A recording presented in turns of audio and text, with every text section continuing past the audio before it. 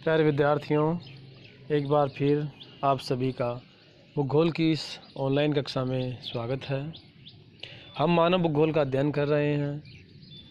पिछले वीडियो में हमने मानव भूगोल के तत्वों के बारे में चर्चा की थी।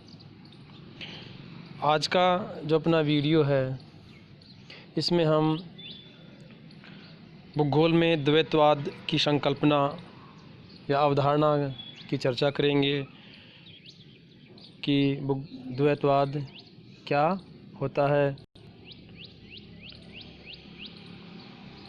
Dualism in geography.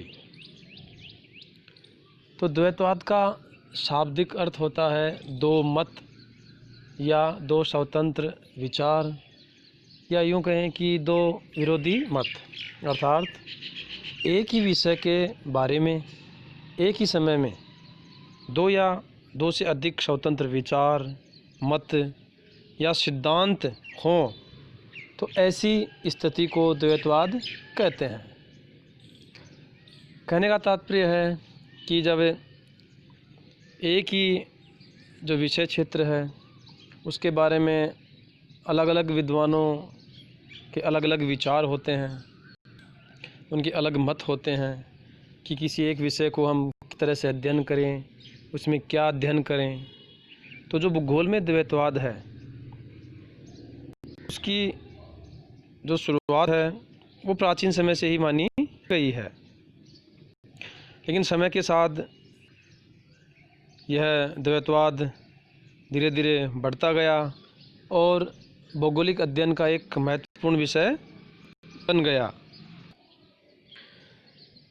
सबसे पहले यूनानी विद्वानों ने द्वैतवाद की नींव डाली।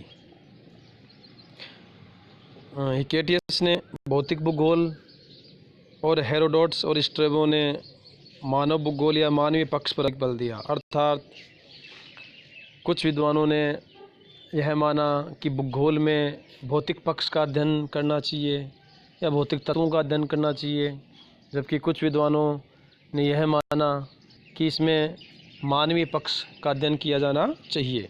तो ये द्वैतवाद की शुरुआत प्राचीन समय से ही मानी गई है, लेकिन द्वैतवाद का जो वास्तविक विकास है वो 17वीं शताब्दी में हुआ, जब बर्नहार्ड वारेनियस ने अपनी पुस्तक सामान्य भूगोल ज्योग्राफिया जर्नलिस में सबसे पहले भूगोल को दो भागों में बांटा, सामान्य भूगोल और विशिष्ट या प्रादेशिक भूगोल। सामान्य भूगोल जिसमें सामान्य नियमों, सिद्धांतों के निर्माण से संबंधित अध्ययन होता हो, और विशिष्ट भूगोल जिसमें विशेष क्षेत्रों या प्रदेशों के बारे में अध्ययन होता हो। तो इस तरह भूगोल में जो द्वैतवाद है उसका जो वास्तविक जो विकास है वो 17वीं शताब्दी से माना गया। वारेनियस महोदय ने भूगोल को दो विषयों में बांटा। उसके बाद में धीरे धीरे कई जो विद्वान हैं या भूगोलवेत्ता हैं उन्होंने इन दोनों ही विधियों से भौगोलिक अध्ययन किया है। भूगोल का अत्यधिक विकास होने के कारण इस विषय की अनेक विशेषताएं पाई जाती हैं। भूगोल में जो द्वैतवाद है वो कई रूपों में पाया जाता है, जिसकी चर्चा आज हम यहाँ करेंगे, जैसे कि क्रमबद्ध या सामान्य भूगोल बनाम प्रादेशिक या विशिष्ट भूगोल। अर्थात भूगोल का जो अध्ययन है वो क्रमबद्ध रूप से किया जाए, विश्व स्तर पर किया जाए, या प्रादेशिक या विशेष क्षेत्रों के आधार पर हो। दूसरा जो द्वैतवाद है इसमें भौतिक भूगोल बनाम मानव भूगोल के बारे में है कि इस विषय में भौतिक पक्षों का अध्ययन किया जाए या मानवीय पक्षों का अध्ययन किया जाए। नियतिवाद बनाम संभववाद को लेकर भी द्वैतवाद है, जिसकी चर्चा हमने पिछले कुछ वीडियो में की थी। तो जो ये नियतिवाद और संभववाद है, दो विरोधी मत हैं एक ही विषय को लेकर। ऐतिहासिक भूगोल बनाम समकालीन भूगोल है, और भी अन्य ऐसे इसके पक्ष हैं या द्वैतवाद के रूप हैं जो इस विषय में सम्मिलित हैं।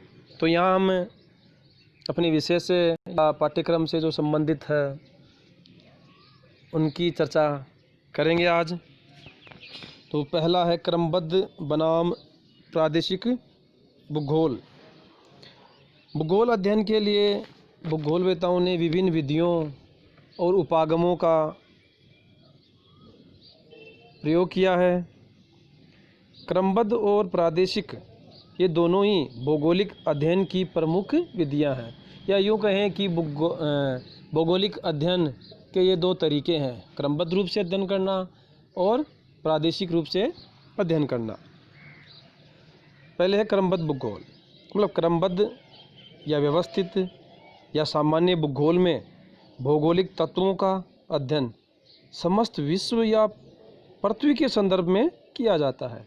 अर्थात इसमें किसी एक तत्व को लेकर पूरे विश्व स्तर पर उसका अध्ययन करते हैं।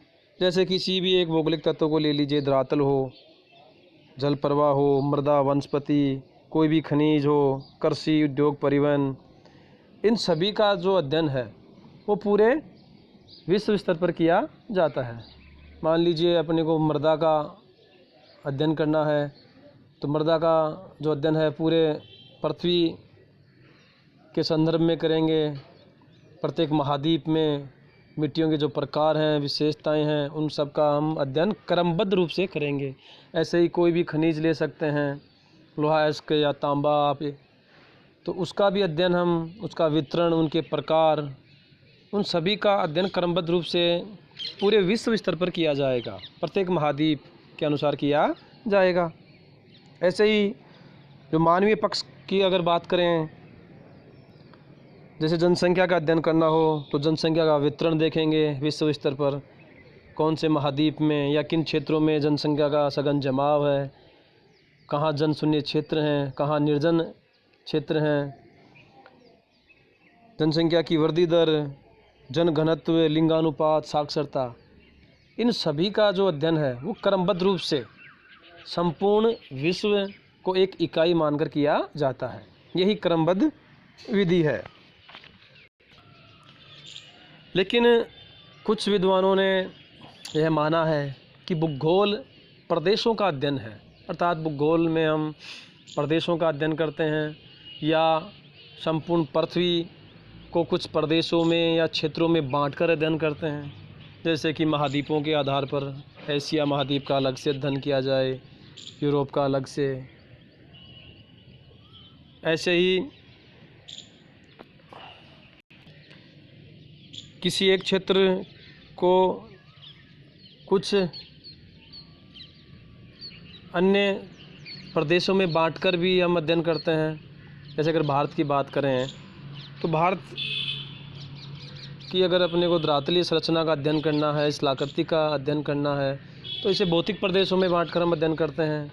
जैसे हिमालय पर्वतमाला है, उत्तरी विशाल मैदान है, प्रायद्वीपीय पठार है, मरुस्थलीय भाग है। तो कहने का तात्पर्य है प्रादेशिक जो विधि है इसमें हम प्रत्येक क्षेत्र को कुछ छोटे छोटे क्षेत्रों में बांटते हैं या प्रदेशों में बांटते हैं और उनका अध्ययन करते हैं। तो इस तरह क्रमबद्ध और प्रादेशिक जो विधियां हैं इन्हीं को क्रमबद्ध भूगोल और प्रादेशिक भूगोल कहते हैं। और अनेक भूगोलवेताओं ने इन दोनों ही विधियों का समर्थन किया है। किसी ने क्रमबद्ध भूगोल के रूप में अध्ययन किया, किसी ने भूगोल को प्रादेशिक रूप में अध्ययन किया। जैसे कि हम्बोल्ट महोदय ने क्रमबद्ध विधि से अपना भौगोलिक अध्ययन किया, जबकि उन्हीं के समकालीन कार्ल रिटर महोदय ने प्रादेशिक विधि को प्रमुखता दी। दूसरा जो द्वैतवाद भूगोल में पाया जाता है वो है भौतिक भूगोल बनाम मानव भूगोल को लेकर। अर्थात विद्वानों में मतभेद है कि भूगोल को हम किस तरह से अध्ययन करें या इसमें हम कौन से पक्षों का अध्ययन करें। भौतिक और मानव भूगोल के जो बीच का अंतर है या द्वैतवाद है, ये ग्रीक भौगोलिक युग से ही चला आ रहा है। मतलब ग्रीक काल से, यूनानी काल से ही चला आ रहा है। हिकेटियस और पोसिडोनियस ने भौतिक भूगोल पर बल दिया या भौतिक भूगोल का अध्ययन किया, जबकि हेरोडोट्स और स्ट्रेबो ने मानव भूगोल को महत्व दिया। तो ये द्वैतवाद उसी समय से माना गया है। लेकिन बर्नहार्ड वारेनियस ने अपनी पुस्तक ज्योग्राफिया जर्नलिस में भौतिक भूगोल और मानव भूगोल का जो द्वैतवाद है इसे स्पष्ट किया और मजबूती दी। भौतिक भूगोल का विकास काफ़ी प्राचीन है, मतलब भूगोल का जो अध्ययन है वो भौतिक भूगोल के रूप में ही किया जाता रहा है प्राचीन समय में। उसे सामान्य भूगोल माना गया है। यूनानी भूगोलवेता पोसिडोनियस को प्रथम भौतिक भूगोलवेता मानते हैं। भौतिक भूगोल को 18वीं और 19वीं शताब्दी तक जर्मनी में सामान्य भूगोल के रूप में माना जाता रहा, अर्थात पृथ्वी का जो अध्ययन है वो इसमें सम्मिलित रहा है। इसके भौतिक प्रदेशों का अध्ययन सम्मिलित रहा है, प्राकृतिक तत्वों का अध्ययन सम्मिलित रहा। तो ये भौतिक पक्षों का अध्ययन इसमें आता है। जबकि मानव भूगोल का विकास भौतिक भूगोल के बाद में हुआ है। भूगोल में मानव के अध्ययन के प्रति उदासीनता रही है प्राचीन समय में, लेकिन 18वीं सदी के बाद मानव भूगोल का विकास आगे बढ़ने लगा। मानव भूगोल को व्यवस्थित क्रम में संगठित करने का काम प्रसिद्ध जर्मन भूगोलवेता फ्रेडरिक रेटजेल ने किया, अर्थात उन्होंने इसे एक नई दिशा दी, व्यवस्थित रूप दिया। इन्हें मानव भूगोल का जनक भी कहते हैं। इन्होंने मानव व प्रकृति के मध्य संबंधों का अध्ययन किया। इसके बाद इनकी शिष्या एलन चर्चिल सैंपल ने भी मानव भूगोल के विकास में योगदान दिया। मानव भूगोल के विकास में फ्रांस के भूगोलवेताओं का सबसे ज़्यादा योगदान माना गया है और यहीं से मानव भूगोल को एक अलग पहचान मिली है, जिसमें ब्लांस, ब्रोंस, डिमाजिया, फेब्रे आदि इन भूगोलवेताओं का योगदान रहा है। तो इस तरह प्राचीन समय में भूगोल को भौतिक भूगोल माना गया, अर्थात इसमें भौतिक पक्षों का अध्ययन ही किया जाता था। जो सामान्य परिचय है पृथ्वी का या महाद्वीपों का या अन्य क्षेत्रों का, धीरे धीरे आविष्कार हुए, कई नई खोजें हुई। पुनर्जागरण जो समय था उसमें नए क्षेत्र खोजे गए, लोगों की जो मानवीय विशेषताएं हैं या संस्कृति है उनका अध्ययन किया गया और फिर मानवीय पक्ष का भी अध्ययन शामिल होने लगा। तो ये जो द्वैतवाद है ये धीरे धीरे विकसित होता गया, जिसमें भूगोल की दो बड़ी शाखाएं बन गई, भौतिक भूगोल और मानव भूगोल। अगला जो द्वैतवाद है वह नियतिवाद बनाम संभववाद, जिसकी चर्चा हमने पिछले वीडियो में की भी है। नियतिवाद विचारधारा के जो समर्थक हैं वो मानते हैं कि प्रकृति प्रबल होती है, मानव उसका दास होता है, जबकि संभववादी ये मानते हैं कि मानव दास मात्र नहीं होता, वो अपनी संस्कृति, कला या अपनी टेक्नोलॉजी से इस प्राकृतिक स्वरूप में बदलाव भी कर सकता है, वह भी सक्रिय है। इससे आगे जो द्वैतवाद है वो है ऐतिहासिक भूगोल बनाम समकालीन भूगोल, अर्थात ऐतिहासिक भूगोल में हम भौगोलिक अध्ययन का ऐतिहासिक पक्ष देखते हैं, अर्थात प्राचीन समय में जो भी वर्तमान सांस्कृतिक स्वरूप है या प्राकृतिक स्वरूप है वो किस तरह का था और धीरे धीरे उसमें किस तरह परिवर्तन आते गए, तो इसे ऐतिहासिक भूगोल कहते हैं। या हम कह सकते हैं कि भूगोल का जो इतिहास क्या रहा है, किस तरह इसमें बदलाव होते रहे हैं। जबकि समकालीन भूगोल को हम वर्तमान भूगोल भी कहते हैं कि वर्तमान जो भौगोलिक अध्ययन हो रहा है या वर्तमान जो स्वरूप है या परिस्थितियां हैं या वर्तमान जो भौगोलिक अध्ययन इसमें किया जाता है, तो आज का जो वर्तमान है वो कल का इतिहास भी होगा और कभी का इतिहास कभी वर्तमान भी था।